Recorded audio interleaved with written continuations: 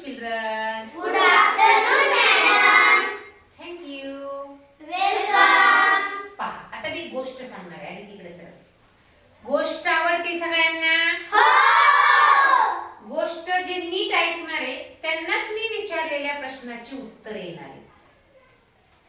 गोष्ट जे ऐकणार आहेत त्यांनाच प्रश्नाची उत्तरे येणार आहेत. पहा, दीक्षा नावाची एक मुलगी होती. दीक्षा नावाची मुलगी, तिची आई, तिचे वडील आणि तिचा भाऊ सिद्धार्थ यांच्या सोबत घरात राहायची.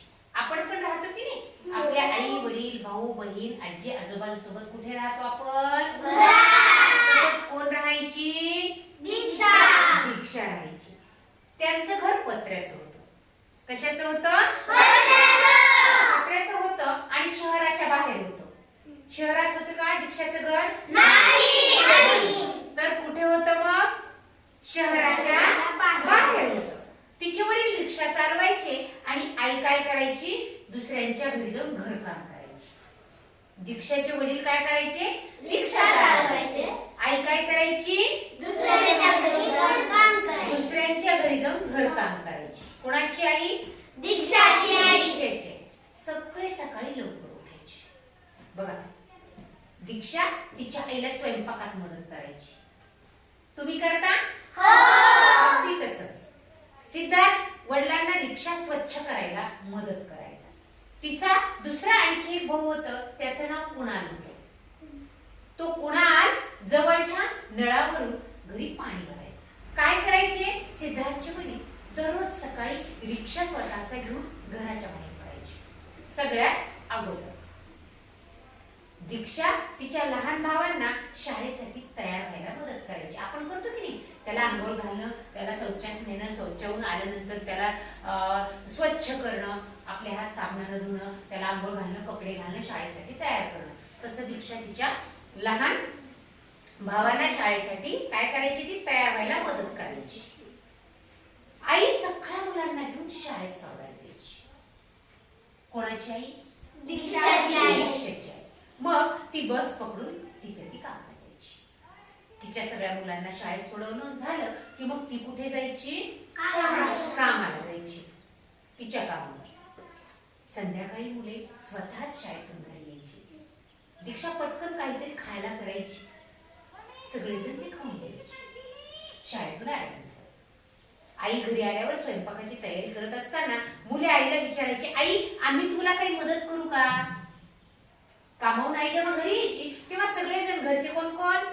सिद्धार्थ, कुणाल आणि दीक्षा हे तिघे विचारायचे, आई तुला काही कामामध्ये मदत करू का? आईला जेव्हा ही मुलं विचारायची, आई काही मदत करू का? तर आई म्हणायची, काही आवश्यकता नाही, तुमचा अभ्यास करा. काही अडलं तर दीक्षाला विचारा. कारण दीक्षा घरातली काय असेल? मोठी दिदी होती. म्हणून सिद्धार्थला आणि कुणाला पण सांगायची, तुम्ही तुमचा अभ्यास करा आणि जर तुम्हाला काही अभ्यासात अडचण आली तर कोणाला विचारा? दीक्षाला विचारा. वडील कामावरून थोडे उशिरा घरी यायचे. दिवसभर रिक्षा चालून ते खूप थकलेले असायचे. जसं आपले पण बाबा कामावरून आल्यानंतर थकतात. हो. अगदी तसंच. आणि मग सगळेजण संध्याकाळी एकत्र जेवायचे. जोपर्यंत बाबा यायचे नाही तोपर्यंत कोणीच जेवायचं नाही. संध्याकाळी ते काय करायचे? एकत्र जेवायला बसायचे. दिवसभर ज्या पण काही गमती जमती व्हायच्या ते सगळं एकत्र जेवायला बसल्यानंतर सांगायचे. कोणाला सांगायचे? घरातल्या सगळ्यांना. कारण ते जेवायला कशी बसायचे? एकत्र जेवायला बसायचे. आणि सगळेजण मस्त गमती जमती गप्पा मारून एकत्र झोपायचे. बघा, कुटुंब गरीब होतं पण हे कुटुंब मात्र आनंदी होतं.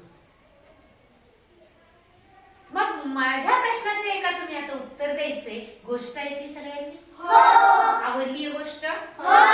मग हे कुटुंब आनंदी का बरं आहे असं तुम्हाला वाटलं? एका एकानं उत्तर द्यायचं. दीक्षाचं कुटुंब आनंदी होतं हे कळालं, तुम्ही मला सांगितलं. मग का बरं आनंदी होतं?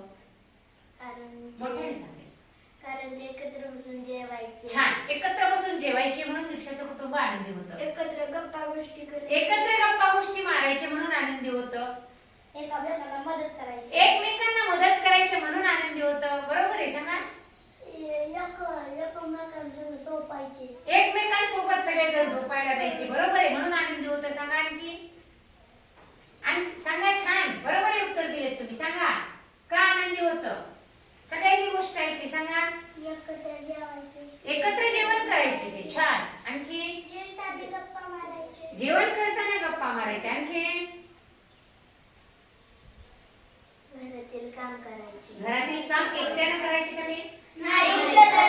सगळे मिळून काम करायचे. म्हणजे आनंदी कुटुंब का होतं, तर त्याचं उत्तर तुम्ही सगळ्यांनी जे उत्तर सांगितलं ते जर सगळ्यांच्या घरात असेल तर ते कुटुंब कसं असतं?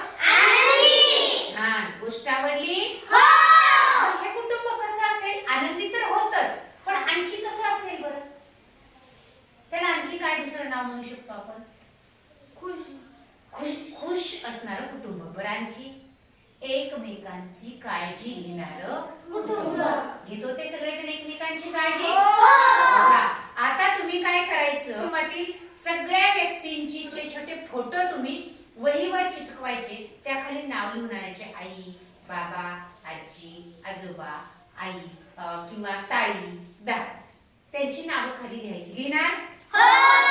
आणि तुम्ही घरातील तुमच्या सगळ्यांना आनंदी ठेवण्यासाठी काय करता हे एका वाक्यामध्ये वहीवर लिहायचं. लिहिणार?